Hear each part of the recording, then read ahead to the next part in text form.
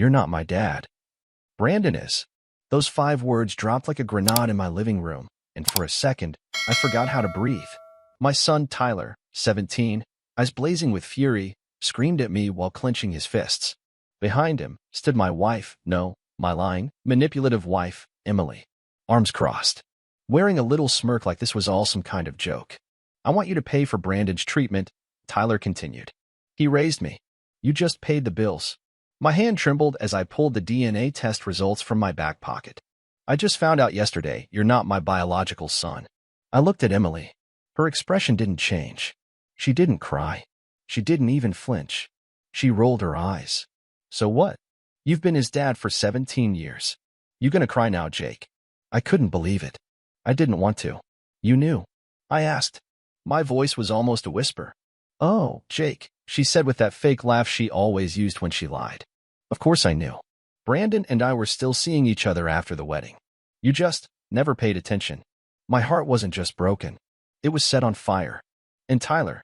I asked. She smiled. We agreed not to tell him. But now that you've found out, maybe it's time he knew who his real father is. A man who actually knew how to make me feel alive. I froze. My brain went silent. My hands went cold.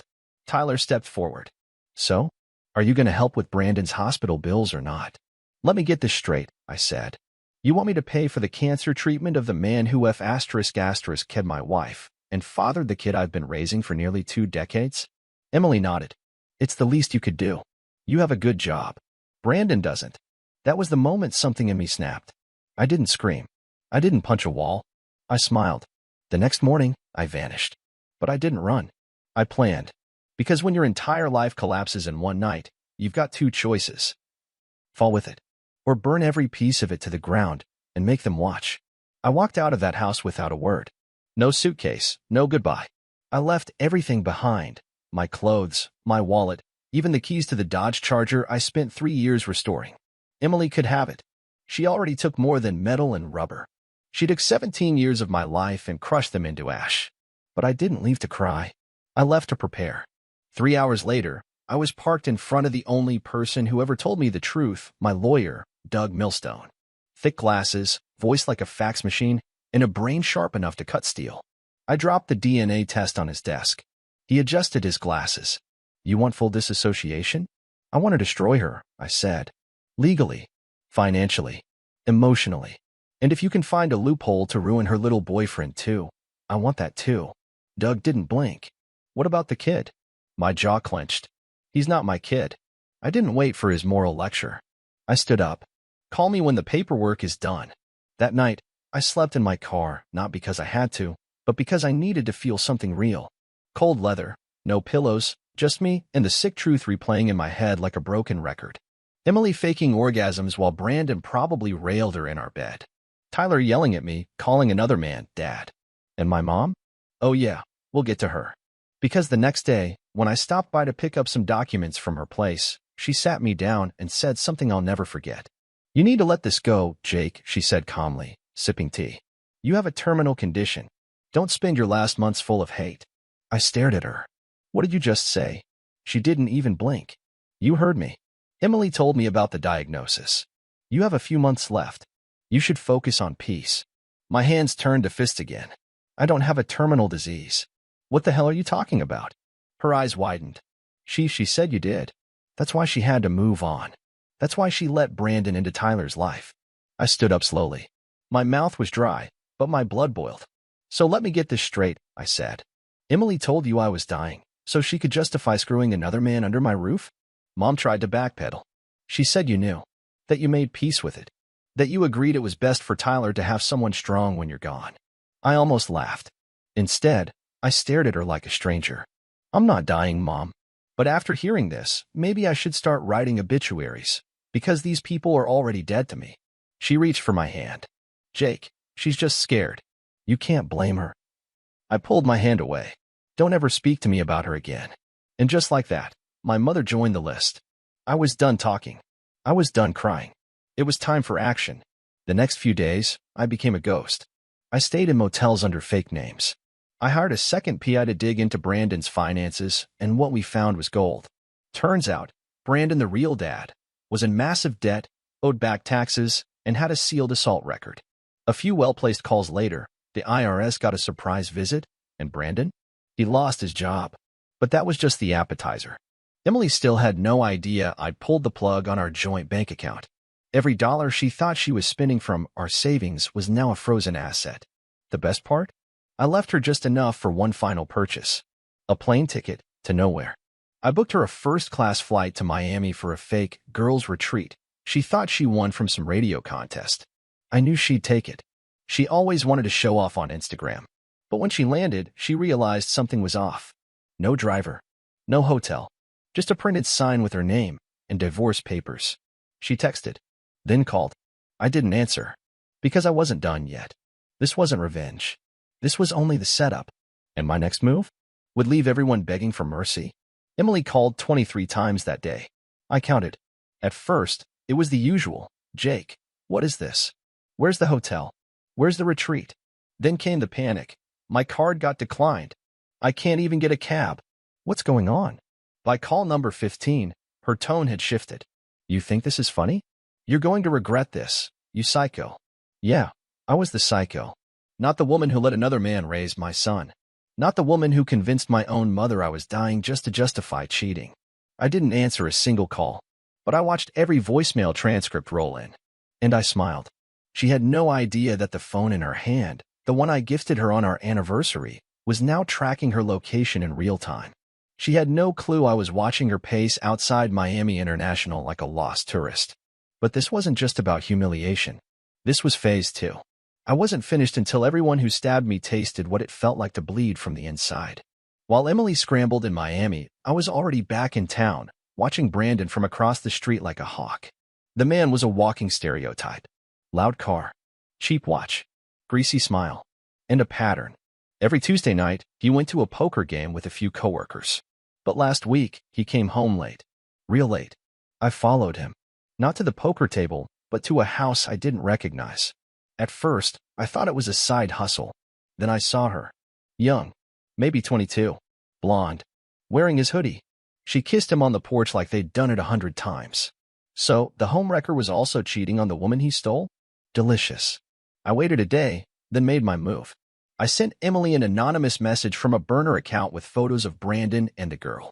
I made sure the angle showed her belly. Yep, pregnant. I didn't know for sure, but it was a hell of a gamble.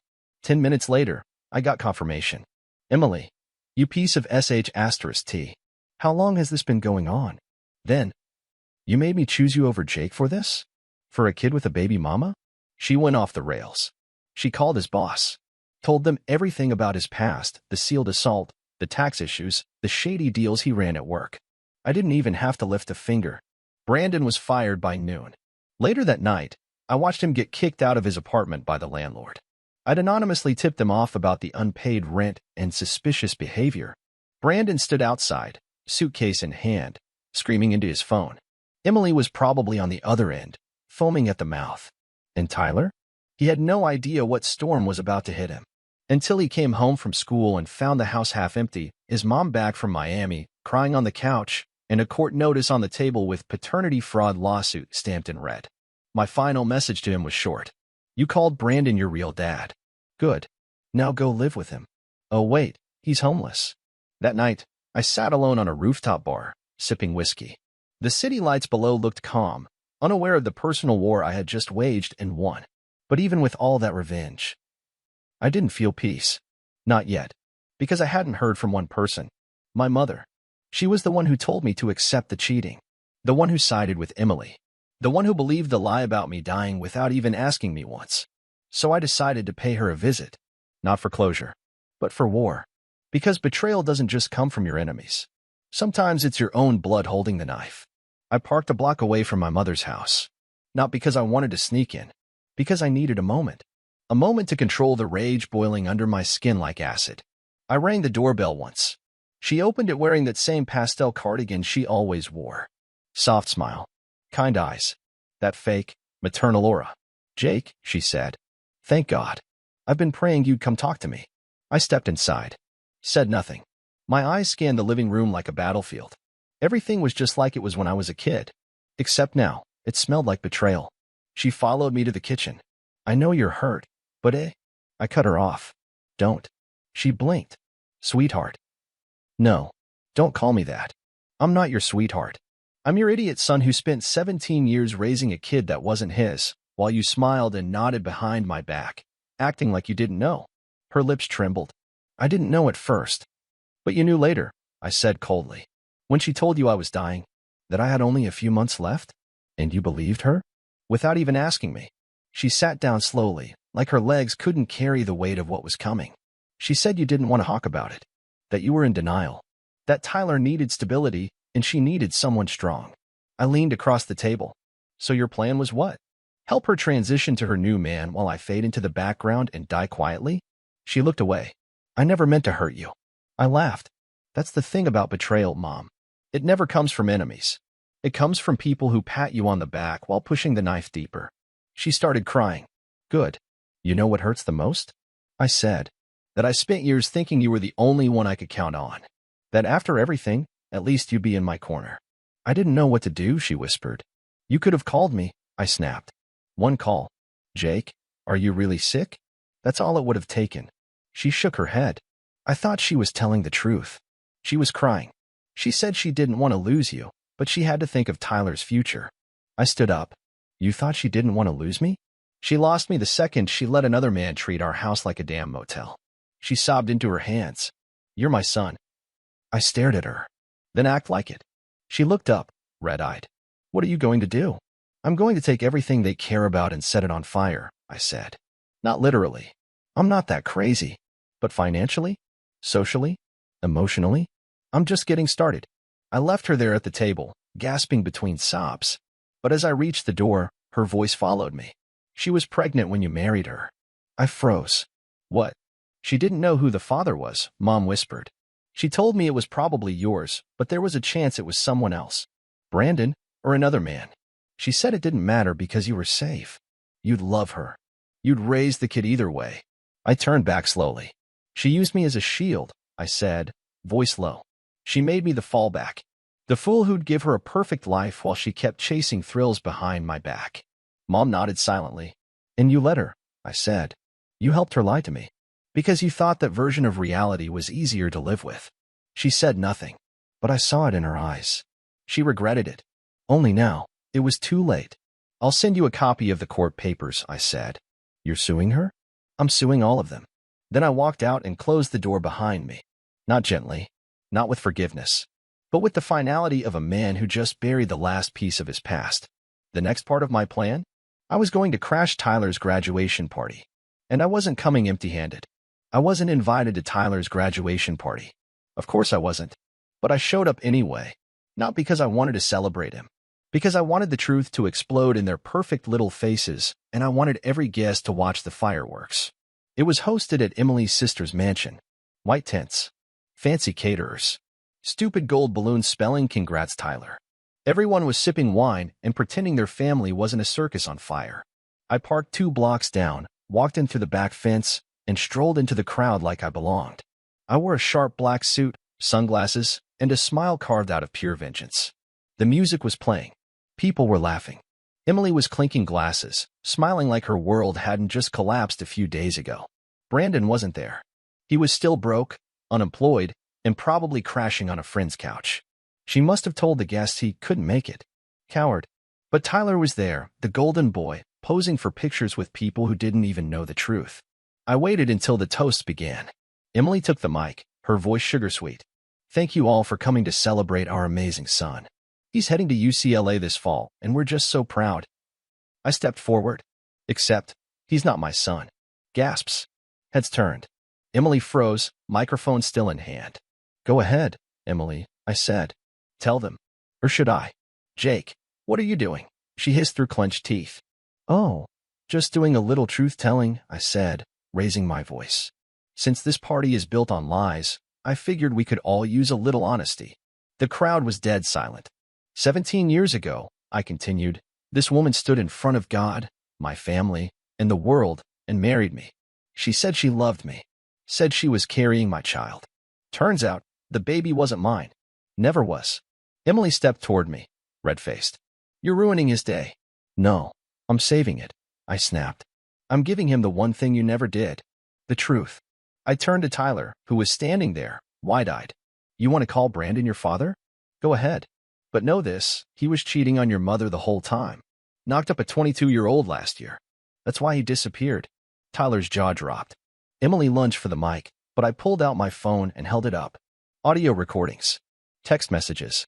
DNA tests. I have it all. This isn't slander. It's evidence. A woman in the back whispered, "Is this real?" I looked at her. It's real. I was lied to for 17 years. I raised someone else's child, paid the bills, worked 2 jobs, while she was busy playing house with Brandon in my bed. Emily tried to speak, but I wasn't finished. And the best part? I said, my smile tightening. They told my own mother I was dying. So she'd accept the affair. So everyone would play along. So Emily could transition from wife to widow without getting her hands dirty. People were looking at Emily now. Not with sympathy. With disgust. She faked my terminal illness, I said. To make room for a guy who can't even keep a job. Tyler stormed off, pushing through the crowd. Emily's sister yelled, "Jake, get out." I turned toward her. Why? Because I ruined the illusion? Because I popped the dream bubble and now reality is leaking out. Security moved in. I raised my hands. I'm done, I said. But Tyler, if you ever want the full story, I'll send you the files. Just know. I loved you like a son, even if your mother made sure you never loved me back. And with that, I walked out. No yelling. No fighting. Just the truth dropped like a bomb in the middle of their celebration. And for once, it was quiet behind me. No applause. No music. Just silence. The kind of silence that lingers after a funeral. Because something had died that day. The lie they lived in. And I buried it myself. 3 days after the party, Tyler showed up at my door. He looked different. Hoodie over his head. Eyes hollow. Voice flat. You said you had the files, he muttered. I want to see them. I didn't say a word. I stepped aside, let him in. We sat in silence for a moment. The kind of silence that carries more weight than 100 arguments. Then I slid a USB drive across the table. It's all there, I said. Paternity test. Voice memos. Screenshots of Brandon cheating. Financial records. And the note your mother wrote to my mom, telling her I was terminal. He stared at the drive like it was radioactive. Then finally, he said, "Why didn't you ever tell me?" I looked at him, this boy I'd raised, who carried my last name, who I taught how to ride a bike, who I stayed up with during fevers, who I cried for when he broke his leg in 7th grade. You weren't ready, I said. And I was too scared to lose you. He swallowed. Hard. So I'm not your son, he said. I sighed. No, but I was your father. Every day. Every year. Until you told me I wasn't. He looked down at the floor. His foot tapped nervously. I didn't know, he whispered. I mean, she always said you were distant. Cold. She said Brandon got her, that you didn't really care about us. I didn't care? I leaned forward, barely holding back the fire. Tyler, I worked 70-hour weeks to pay for your braces, your soccer trips, your goddamn prom tux. I gave your mother everything. Every part of me. And when I was too tired to talk, too stressed to laugh, that's when she painted me as the villain. His voice cracked. I didn't know who to believe. You believed the one who lied the best, I said. She's a world-class actress. You were just the audience. He ran a hand through his hair. I'm sorry. Are you? I asked. Because when you stood in front of me and told me Brandon was more of a dad, you didn't hesitate. You didn't blink. I was angry, he said. I thought you were just walking out. Abandoning us. I laughed bitterly. No, kid. I was thrown out. Kicked to the curb. Branded a failure while your mother played house with another man under my roof. And you? You handed her the knife. He was crying now. Quietly. Not loud sobs. Just tears rolling down a face too young to carry this much betrayal. What now? He asked. I leaned back. That's up to you. You're almost 18. You can live with the truth. Or you can go back to pretending the lie still works. He looked at the USB again, then picked it up. I didn't ask to be in the middle of this, he said. Neither did I said. But here we are. He stood up, hesitated. Then he looked at me. Thank you, he said softly. For raising me. Even if I didn't deserve it. I didn't answer. He left. And for the first time in weeks, I felt something strange. Not peace, but something close. Still, I wasn't done. There was one person left I hadn't touched. One person who enabled all this from the shadows. Emily's boss. The man who covered for her affairs. Helped her hide money. helped her fake documents. And I had a plan for him. One final strike. Because Emily thought she had backup. She thought her web was tight. But she forgot. I built my life in silence, studied weakness in people. And I just found his. His name was Howard Keene, Senior VP at Wilcox Financial. Big talker. Custom suits. A Rolex on each wrist, metaphorically speaking. And the bastard who helped Emily move our money into offshore accounts before the divorce even started. I knew his type. Men who played golf with CEOs and drank whiskey that cost more than rent in a decent neighborhood. Men who thought integrity was just a branding strategy. And, most importantly, men who had secrets. It took 2 weeks, one hacker, and a discreet ex-employee to get into Howard's private files. What I found? Gold. Turns out Mr. Perfect had a not-so-little side hustle, funneling client money through shell companies tied to Emily's real estate investments. Some legal, some shady, most designed to launder and protect assets in case of lawsuits. He didn't do it for free. Emily paid him in silence and other currencies I won't spell out. But what really made me grin? There was a recording. Not of them together. Worse. Howard telling a colleague to bury any documentation that shows Emily lied on her tax disclosures. She's clean on paper. She'll never get touched. You want to bet, Howard? I package everything into a digital folder. Every offshore transfer, every forged signature, every illegal asset shield, and sent it to 3 people. An investigative journalist I knew from college. An IRS fraud division contact I met through a client. Howard's wife. I wasn't going to scream. I wasn't going to post online. I was going to let his own world chew him up from the inside. 2 days later, the news broke. Senior VP under investigation for fraud, money laundering. Howard tried to play it off, said it was politically motivated, jealous rivals, whatever. Then the emails leaked. Then the screenshots. Then the audio. And Emily? Her name was in half the files. Her accounts frozen. Her assets seized. Her face, red and shaking, plastered across morning news as the mistress of finance fraud. I sat at home, sipping cheap bourbon and watching the chaos unfold. No more luxury yoga retreats. No more Botoxed brunches. No more playing the innocent mom who just needed love. She was now the centerpiece of a financial crime drama. And the best part? I didn't lay a single finger on her. Just gave the world what it needed to see. Truth. But that wasn't the end. Not for me. Because one thing still clawed at my chest like broken glass in my lungs. The fact that I had loved her. Once. Stupidly. Completely. And now that love was rotting inside me like a dead animal in the walls. I needed to finish this. Not for revenge, but for freedom. So I drafted the final letter. To Emily. I didn't curse her. I didn't threaten her. I wrote exactly 13 words. You destroyed everything I was. So I became everything you're afraid of. I mailed it. No return address. And then I did what I should have done years ago. I changed my number. Deleted every photo. Tossed my wedding ring into the river. And bought a one-way ticket out of the city. Because this wasn't my home anymore. Not the streets. Not the buildings. Not the memories soaked in gasoline and fire. I needed distance. But before I left, I had one last thing to do. Something quiet. Something personal. Something for me. And it involved a visit to the cemetery. To a grave with no name. Yet. But when I was finally ready to bury something inside. It was a gray morning. The kind where the air smells like wet pavement and regret. I stood alone in the cemetery at a spot where no headstone stood. Just a patch of grass next to an old oak tree. This wasn't a grave in the official sense. No name. No date. Just mine. In my hand was a small wooden box. Inside, the only physical remains of my old life. Emily's love letters. Tyler's handmade Father's Day cards. A photo of our fake little family at Disneyland. The ring I wore for 17 years, now rusted and scratched like the truth. I kneeled, dug the hole myself with a spade, no shovels, no gloves. Just me. In the dirt. When it was deep enough, I placed the box inside. For a moment, I hesitated.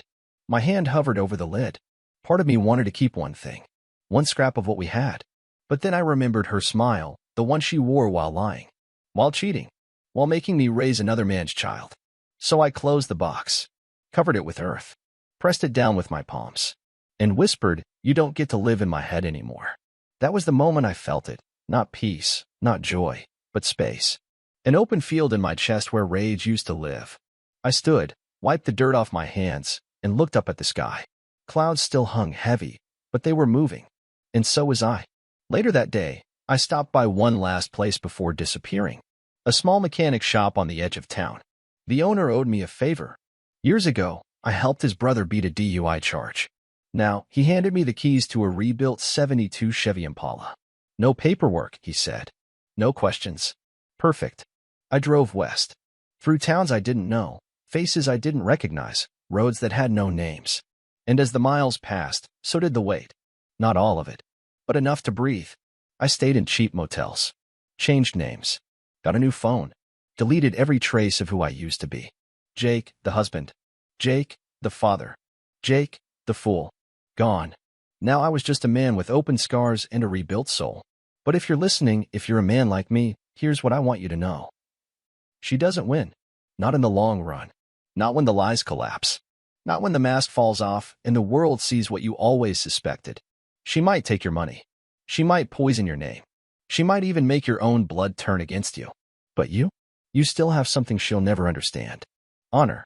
See, Emily thought I was weak because I didn't scream when she cheated. Because I didn't punch walls or burn her clothes. But strength isn't noise. Strength is walking away with your dignity. Strength is turning pain into precision. Strength is letting go, not because you forgive, but because you refuse to carry the filth she gave you. So to the men out there.